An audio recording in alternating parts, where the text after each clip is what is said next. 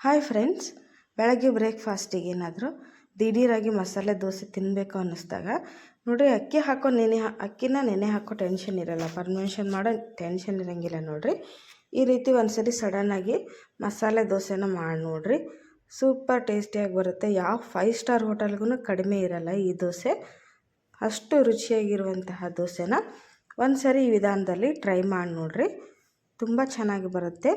ಈ video recipe ನಿಮಗೆ ಇಷ್ಟ ಅನಿಸಿದರೆ ನಮ್ಮ ಚಾನಲ್ಗೆ ಸಬ್ಸ್ಕ್ರೈಬ್ ಮಾಡಿಕೊಡ್ರಿ, ಬೆಲ್ ಐಕನನ್ನು ಪ್ರೆಸ್ ಮಾಡಿ ವಿಡಿಯೋಗೆ ಲೈಕ್ಸ್ ಕೊಡೋದನ್ನು ಮರೆಯೋಕ್ಕೆ ಹೋಗಬೇಡಿ.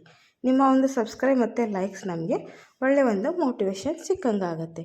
ನೋಡಿ ಹಾಗಾದರೆ ಹೇಗೆ ಮಾಡೋದು ಅಂತ ಹೇಳಿ. ಇಲ್ಲಿ ನೋಡಿರಿ, ನಾನು 1 ಕಪ್ಪಷ್ಟು ಚುರ್ಮುರಿ ತೊಗೊಂಡಿದ್ದೀನಿ. ಚುರ್ಮುರಿ ಅಂತ ಹೇಳ್ತೀವಿ, ನೀವು ಗಟ್ಟಿ ಚುರ್ಮುರಿ ಆದರೂ ತೊಗೋಬೋದು, ಈ ಥರ ಜೋಳ ಚುರ್ಮುರಿ ಆದರೂ ತೊಗೋಬೋದು. ನೋಡಿರಿ, 1 ಕಪ್ಪಷ್ಟು ನಾನು ಇದನ್ನು ಯೂಸ್ ಮಾಡ್ತಾಯಿದ್ದೀನಿ. ಇಲ್ಲಿ ಇದನ್ನ ಇವಾಗ ನೀರಲ್ಲಿ ಹಾಕಿ ಒಂದು 5 ನಿಮಿಷ ನೆನೆ ಹಾಕ್ಬಿಡೋಣ, ಬೇಗ ನೆನೆದು ಬಿಡುತ್ತೆ. ಒಂದು ಸರಿ ಇದನ್ನು ನೀರು ಹಾಕಿ ವಾಶ್ ಮಾಡಿಕೊಳ್ಳ್ರಿ. ನಾನಿವತ್ತು ನಿಮ್ಗೆ ಇಲ್ಲಿ ಮಾಡಿ ತೋರಿಸ್ತಾ ಇದ್ದೀನಿ, ಚುರ್ಮುರಿಯಿಂದ ಮಸಾಲೆ ದೋಸೆನ ಮಾಡ್ತಾಯಿದ್ದೀನಿ. ನೋಡಿರಿ, ಕ್ವಿಕ್ಕಾಗಿ ಬೇಗ ಬೆಳಗ್ಗೆ ಬ್ರೇಕ್ಫಾಸ್ಟ್ ಏನು ಮಾಡಬೇಕು ಅಂತ ಚಿಂತೆನೇ ಇಲ್ಲ. ನೋಡಿರಿ, ಅಕ್ಕಿ ನೆನೆಸೋದು ಬೇಡ, ಉದ್ದಿನ ಬೇಳೆ ಬೇಡ, ಕಡಲೆಬೇಳೆ ಬೇಡ, ಏನೂ ಬೇಡ, ಪರ್ಮಿಷನ್ ಮಾಡೋದು ಬೇಡ. ನೋಡಿರಿ, ಒಂದು 5 ನಿಮಿಷ ಇದನ್ನು ಚೆನ್ನಾಗಿ ನೆನೆ ಹಾಕ್ಬಿಡ್ರಿ. ಮೆತ್ತಗೆ ನೆನೆದ್ರೆ ಚೆನ್ನಾಗಿ ಬರುತ್ತೆ ದೋಸೆ. ಈಗ ಇದು ನೋಡಿರಿ ನೆನೆದಿದೆ, ಇದನ್ನು ನೀರು ಬಸ್ತು ಚೆನ್ನಾಗಿ ತೊಗೊಳ್ರಿ, ನೀರನ್ನು ಹಿಂಡಿ ತೊಗೊಳ್ರಿ.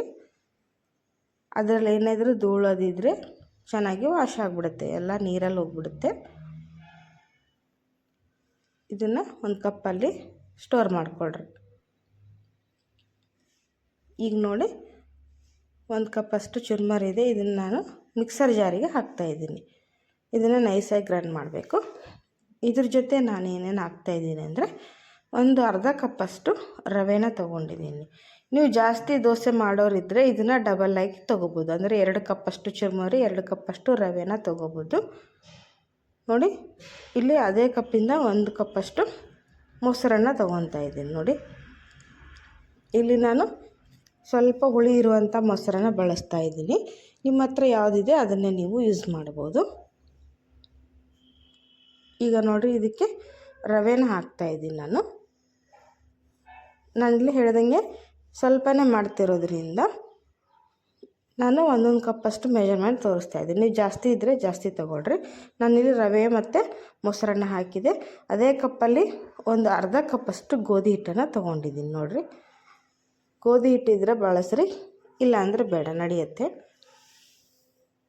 ಇದನ್ನು ಸಹಿತ ಮಿಕ್ಸರ್ ಜಾರಿಗೆ ಹಾಕಿ ಈಗ 3 ನಾವು ನೈಸಾಗಿ ಗ್ರೈಂಡ್ ಮಾಡ್ಕೊಂಬರೋಣ. ಅಂದರೆ ರವೆ, ಗೋಧಿ ಹಿಟ್ಟು ಮತ್ತು ಮೊಸರು, ಚುರ್ಮುರಿ ಎಲ್ಲದನ್ನು ಈಗ ನೈಸಾಗಿ ಗ್ರೈಂಡ್ ಮಾಡ್ಕೊಂಡು ತೊಗೊಂಬರ್ತೀನಿ. ನೋಡಿ, ಗ್ರೈಂಡ್ ಆಯಿತು. ಫೈನಾಗಿ ಗ್ರೈಂಡ್ ಮಾಡಿರಿ, ತರಿಯಾಗಿ ಮಾಡೋಕ್ಕೆ ಹೋಗ್ಬೇಡ್ರಿ. ತರಿ ಆದರೆ ನೋಡಿರಿ ದೋಸೆ ಕಟ್ಟಾಗುತ್ತೆ. ಆಮೇಲೆ ನಾವು ತಿರುಗಬೇಕಾದ್ರೆ, ದೋಸೆ ತಿರುಗಿಸ್ಬೇಕಾದ್ರೆ ಅದು ಮಧ್ಯಕ್ಕೆ ಬರುತ್ತೆ. ಹಾಗಾಗಿ ನೋಡಿರಿ, ಈ ರೀತಿ ಫೈನಾಗಿ ಗ್ರೈಂಡ್ ಮಾಡಿಕೊಡ್ರಿ, ತುಂಬ ಚೆನ್ನಾಗಿ ಬರುತ್ತೆ. ಈಗ ಇದನ್ನು ಒಂದು ಬುಟ್ಟಿಗೆ ಟ್ರಾನ್ಸ್ಫರ್ ಮಾಡೋಣ, ಬೌಲ್ಗೆ.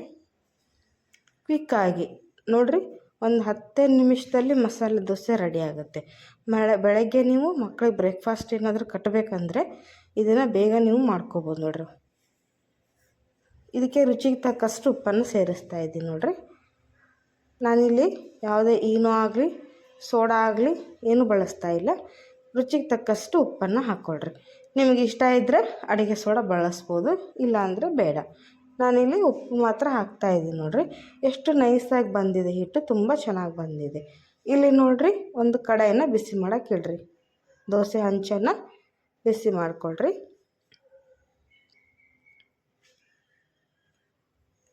ಸ್ವಲ್ಪ ಇದೆಲ್ಲ ತೇವಾಂಶ ಹೋದ್ಮೇಲೆ ಮಾಮೂಲಿ ನಾವು ದೋಸೆ ಹೇಗೆ ಹಾಕ್ತೀವೋ ಅದೇ ರೀತಿ ಇದನ್ನು ಸಹಿತ ಹಾಕಿರಿ. ಆಮೇಲೆ ದೋಸೆ ಹಿಟ್ಟಿನ ಕನ್ಸಿಸ್ಟೆನ್ಸಿ ನೋಡ್ಕೊಳ್ರಿ, ತುಂಬ ನೀರು ಮಾಡೋಕ್ಕೆ ಹೋಗಬೇಡ್ರಿ, ಸ್ವಲ್ಪ ಫ್ಲೋಯಿಂಗ್ ಕನ್ಸಿಸ್ಟೆನ್ಸಿಯಲ್ಲಿ ಇರಬೇಕು. ನೋಡಿರಿ, ಈ ರೀತಿ ಇದ್ದರೆ ಸಾಕು. ತುಂಬ ನೀರಾದರೆ ಏನಾಗುತ್ತೆ, ದೋಸೆ ಮೆತ್ತಗಾಗ್ಬಿಡುತ್ತೆ, ಆಮೇಲೆ ತಿರುಗಿಸೋಕ್ಕೆ ಚೆನ್ನಾಗಿರಲ್ಲ. ನೋಡಿರಿ, ಈ ರೀತಿ ಹರಡ್ಕೊಡ್ರಿ ಚೆನ್ನಾಗಿ. ನೀವು ಇದ್ರ ಮೇಲೆ ಬೆಣ್ಣೆ ಆದರೂ ಹಾಕ್ಬೋದು, ಅದ್ರ ತುಪ್ಪ ಆದರೂ ಹಾಕ್ಬೋದು, ನಿಮ್ಗೆ ಯಾವ್ದು ಇಷ್ಟನೋ ಅದನ್ನು ಬಳಸಿ ಮಾಡಿಕೊಡ್ರಿ. ಇದಕ್ಕೆ ನಾನು ನೋಡ್ರಿ ಇಲ್ಲಿ 1 ಸ್ಪೂನಷ್ಟು ಎಣ್ಣೆನ ಹಾಕ್ತಾಯಿದ್ದೀನಿ. ಸೇಮ್ ಮಸಾಲೆ ದೋಸೆ ಯಾವ ರುಚಿ ಇರುತ್ತೋ ಅದೇ ರುಚಿನೇ ಬರುತ್ತೆ ಇದಕ್ಕೆ ನೋಡಿರಿ. ಒಂದು ಸರಿ ನೀವು ಟ್ರೈ ಮಾಡಿ ನೋಡಿರಿ, ನಿಮಗೆ ಗೊತ್ತಾಗುತ್ತೆ. ಈಗ ಎಣ್ಣೆ ಹಾಕಿಂದ ಇದಕ್ಕೆ ನಾನು ಮಸಾಲೆ ದೋಸೆ ಮಾಡ್ತಿರೋದ್ರಿಂದ ಬೆಳ್ಳುಳ್ಳಿ ಖಾರ ಪುಡಿನ ಹಾಕ್ತಾಯಿದ್ದೀನಿ ನೋಡಿರಿ. ಇದನ್ನು ಹಾಕೋದ್ರಿಂದ ದೋಸೆ ರುಚಿನೂ ಚೆನ್ನಾಗಿ ಬರುತ್ತೆ. ಮಸಾಲ ಅಂತೂ ಘಮ ಘಮ ಘಮ ಅಂತಿರುತ್ತೆ ನೋಡಿರಿ. ದೋಸೆ ತುಂಬ ಚೆನ್ನಾಗಿರುತ್ತೆ. ಬೆಳ್ಳುಳ್ಳಿ ಖಾರದ ಪುಡಿ ಹಾಕ್ತಾಯಿದ್ದೀನಿ. ನೀವು ಪ್ಲೇನ್ ಖಾರದ ಪುಡಿ ಇದ್ದರೂ ಅದನ್ನು ಹಾಕ್ರಿ, ಇಲ್ಲ ಪುಟಾಣಿ ಪೌಡ್ರ್ ಇದ್ದರೂ ಅದನ್ನು ಹಾಕ್ಬೋದು. ಹಾಕಿ ಇದನ್ನು ಸ್ವಲ್ಪ ಹೊತ್ತು ಬಿಟ್ಬಿಡಿ, ಚೆನ್ನಾಗಿ ರೋಸ್ಟ್ ಮಾಡಿಕೊಳ್ರಿ. ಜಾಸ್ತಿ ಹೊತ್ತು ಬೇಕಾಗೋದಿಲ್ಲ, ತುಂಬ ಚೆನ್ನಾಗಿ ರೋಸ್ಟ್ ಆಗುತ್ತೆ ನೋಡಿರಿ. ಒಂದು 2 ನಿಮಿಷ ಬಿಟ್ಟರೆ ಸಾಕು. ತುಂಬ ಚೆನ್ನಾಗಿ ನೋಡಿರಿ ಎಷ್ಟು ಪರ್ಫೆಕ್ಟಾಗಿ ಬಂದಿದೆ ಅಂದರೆ ನೋಡ್ತಾ ಇರ್ಬೋದು ನೀವು. ವಾವ್, ನೋಡಿರಿ ತುಂಬ ಪರ್ಫೆಕ್ಟಾಗಿ ಬಂದಿದೆ, ತುಂಬ ಚೆನ್ನಾಗಿ ಬಂದಿದೆ ನೋಡಿರಿ. ಯಾವ 5 ಸ್ಟಾರ್ ಹೋಟೆಲ್ ಮಸಾಲೆ ದೋಸೆಗೂ ಕಡಿಮೆ ಇಲ್ಲ ನೋಡಿರಿ. ಅಷ್ಟೊಂದು ಚೆನ್ನಾಗಿ ಪರ್ಫೆಕ್ಟಾಗಿ ನೋಡಿರಿ, ಕ್ರಿಸ್ಪಿಯಾಗಿ ಟೇಸ್ಟಿಯಾಗಿ ಬಂದಿದೆ, ನೋಡ್ತಾ ಇರ್ಬೋದು. ಈಗ ಇದನ್ನು ಪ್ಲೇಟಿಗೆ ತೆಗೆದು ಇಡ್ತೀನಿ ನಾನು. ಚೆನ್ನಾಗಿ ರೋಸ್ಟ್ ಆಗಿದೆ, ಆಮೇಲೆ ಚೆನ್ನಾಗಿ ಬಂದಿದೆ. ಈಗ ನೋಡಿರಿ ಅದೇ ತವಾಗೇನೆ ನಾನು ನೆಕ್ಸ್ಟ್ ಬ್ಯಾಟರನ್ನು ಹಾಕ್ತಾಯಿದ್ದೀನಿ. ಅಂದರೆ ಇನ್ನೊಂದು ದೋಸೆ ಕೂಡ ಮಾಡಿ ತೋರಿಸ್ತೀನಿ. ಯಾಕಂದರೆ ಒಂದು ದೋಸೆ ಪರ್ಫೆಕ್ಟಾಗಿ ಬಂದರೆ ಮತ್ತೊಂದು ದೋಸೆ ಬರುತ್ತೋ ಇಲ್ಲೋ ಅನ್ನೋ ಡೌಟ್ ಇರುತ್ತೆ. ಈಗ ನೋಡ್ಕೊಳ್ರಿ, ನಾನು ಮತ್ತೆ 1 ಸ್ಪೂನನ್ನು ಹಿಟ್ಟನ್ನು ಹಾಕಿ ಮಾಮೂಲು ನಾವು ಫಸ್ಟ್ ಹೇಗೆ ಮಾಡಿದ್ನೋ ಅದೇ ರೀತಿ ತಿರುಗಿಸ್ತಾ ಇದ್ದೀನಿ, ನೋಡ್ತಾ ಇರ್ಬೋದು.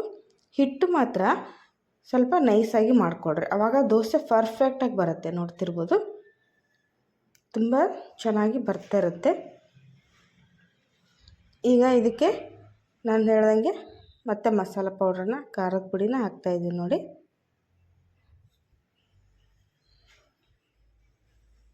ಈ ಥರ ಮಾಡಿಕೊಡ್ತಾ ಇದ್ದರೆ ನೋಡಿರಿ ತುಂಬ ಇಷ್ಟಪಟ್ಟು ತಿಂತಾರೆ. ಮಕ್ಳಿಗಂತೂ ತುಂಬ ಇಷ್ಟ ಆಗುತ್ತೆ ನೋಡಿ. ಇದು ದೊಡ್ಡವ್ರಿಗೂ ಇಷ್ಟ ಆಗುತ್ತೆ. ನಿಮ್ಗೇನಾದರೂ ಮಸಾಲೆ ದೋಸೆ ತಿನ್ಬೇಕು ಅನಿಸಿದ್ರೆ ಹೋಟೆಲ್ಗೆ ಹೋಗೋ ಅವಶ್ಯಕತೆಯೇ ಇಲ್ಲ.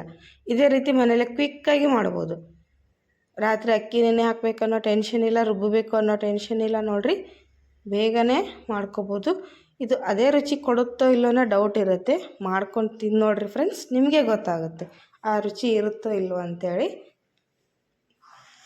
ಈಗ ನೋಡಿ ಇದು ಒಂದು ದೋಸೆ ಕೂಡ ರೆಡಿ ಆಯಿತು ನೋಡಿರಿ ಹೇಗೆ ಬರ್ತಾಯಿದೆ ಅಂಥೇಳಿ. ವಾವ್, ಇದು ಕೂಡ ಸೂಪರಾಗಿ ರೆಡಿ ಆಯಿತು.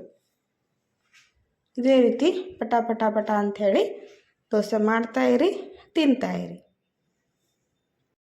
ನೋಡಿ. ಇದನ್ನು ಪ್ಲೇಟಿಗೆ ತೆಗೆದು ಸರ್ವ್ ಮಾಡ್ತಾಯಿದ್ದೀನಿ. ಈಗ ನಾನೇನೇ ಮೆಥಡ್ನಲ್ಲಿ ತೋರಿಸಿದ್ನೋ ಇದೇ ಮೆಥಡ್ನಲ್ಲಿ ಈ ದೋಸೆನೂ ಸಹಿತ ನಾನು ಹಾಕಿ ಮೇಲೆಯಿಂದ ಖಾರದ ಪುಡಿ ಮತ್ತು ಎಣ್ಣೆನ ಹಾಕಿದ್ದೀನಿ ನೋಡಿರಿ. ಇದನ್ನು ನಾನಿಲ್ಲಿ ಆನಿಯನ್ ದೋಸೆ ಮಾಡ್ತಾಯಿದ್ದೀನಿ. ಇದರಲ್ಲೇ ಎಷ್ಟೊಂದು ವೆರೈಟಿನ ನಾವು ಮಾಡ್ಕೊಂಡು ತಿನ್ಬೋದು ನೋಡಿರಿ. ಇದ್ರ ಮೇಲೆ ನೋಡಿರಿ ಕಟ್ ಮಾಡಿದಂತಹ ಸಣ್ಣಗೆ ಕಟ್ ಮಾಡಿದಂಥ ಉಳ್ಳಾಗಡ್ಡಿನ ಹಾಕ್ತಾಯಿದ್ದೀನಿ ನೋಡಿರಿ. ಇದಂತೂ ತುಂಬ ರುಚಿ ಇರುತ್ತೆ ನೋಡಿರಿ ದೋಸೆ. ಆಮೇಲೆ ಸ್ವಲ್ಪ ಹಸಿ ಕೊತ್ತಂಬರಿ ಸೊಪ್ಪನ್ನು ಹಾಕ್ತಾಯಿದ್ದೀನಿ ನೋಡಿರಿ. ತುಂಬ ಒಳ್ಳೆ ಫ್ಲೇವರ್ ಕೊಡುತ್ತೆ ಇದು. ದೋಸೆ ಹಾಕಿದ ಮೇಲೆ ಈ ಥರ ಇದರಲ್ಲಿ ಉಳ್ಳಾಗಡ್ಡಿ ದೋಸೆನೂ ನೀವು ಟ್ರೈ ಮಾಡ್ಬೋದು, ಈರುಳ್ಳಿ ದೋಸೆನೂ ಟ್ರೈ ಮಾಡ್ಬೋದು. ನಿಮಗೆ ಮಸಾಲ ಬೇಡ ಅನ್ನೋರು ಪ್ಲೇನ್ ದೋಸೆನಾದರೂ ಮಾಡ್ಬೋದು, ಅಥವಾ ಬಣ್ಣ ದೋಸೆ ಆದರೂ ಮಾಡ್ಬೋದು. ಸೆಟ್ ದೋಸೆ ಕೂಡ ಇದರಲ್ಲಿ ಮಾಡ್ಬೋದು ನೋಡಿ. ನೋಡಿರಿ 1-2 ನಿಮಿಷ ಬಿಟ್ಟ ಮೇಲೆ ಈ ದೋಸೆನೂ ನಾನು ತೆಗಿತಾ ಇದ್ದೀನಿ. ಎಲ್ಲ ದೋಸೆಗಳು ಪರ್ಫೆಕ್ಟಾಗಿ ಬಂದಿದೆ, ರುಚಿಯಾಗಿ ಬಂದಿದೆ ಫ್ರೆಂಡ್ಸ್. ಒಂದು ಸಾರಿ ನೀವು ಟ್ರೈ ಮಾಡಿರಿ, ಆವಾಗಲೇ ನಿಮಗೆ ಗೊತ್ತಾಗೋದು ನೋಡಿ. ಇದನ್ನು ಸಹಿತ ಹೀಗೇನೆ ನಾನು ತೆಗಿತಾ ಇದ್ದೀನಿ ನೋಡಿರಿ.